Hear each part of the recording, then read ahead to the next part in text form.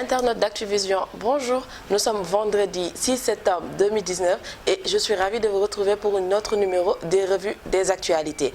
Dans le domaine politique, le gouvernement du Sénégal sera en séminaire ce vendredi et samedi pour trouver des moyens d'accélérer les réformes et actions d'envergure visant à améliorer les travaux enclenchés par le chef de l'État.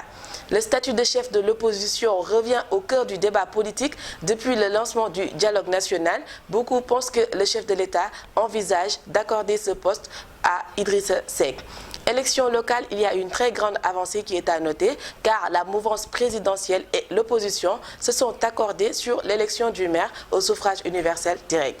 Société, le journaliste Adama Gaye et consultant international pourrait bientôt se retrouver en liberté. Dans les prochaines heures, le verdict tombera. Pour rappel, il est poursuivi pour diffusion d'écrits contraires aux bonnes mœurs. Après la sortie du président sur l'insécurité routière galopante, Gora Khouma, secrétaire général de l'Union des routiers du Sénégal, s'est prononcé hier sur la question et a déclaré que renforcer les postes de contrôle routier, c'est renforcer la corruption. Année scolaire 2019-2020, tous les bacheliers seront orientés dans les universités publiques, annonce qui a été faite par le ministre de l'Enseignement supérieur, Oumar Anne.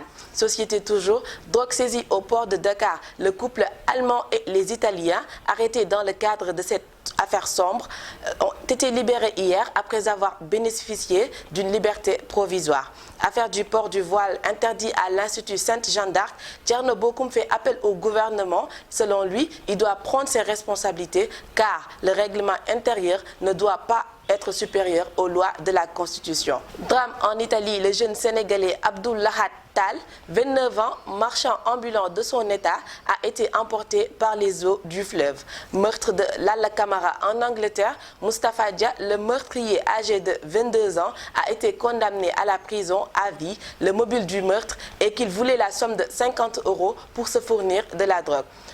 Actualité internationale, l'ancien président du Zimbabwe, Robert Mugabe, est décédé à l'âge de 95 ans. Comme toujours, on termine avec les pages sport. Louga phase nationale, l'équipe de Thiès a battu ce jeudi l'Union d'Albouri Real de Kaolack 4-2. La finale des phases nationales est prévue pour ce samedi 7 septembre au stade Albouri Ndiaye de Louga.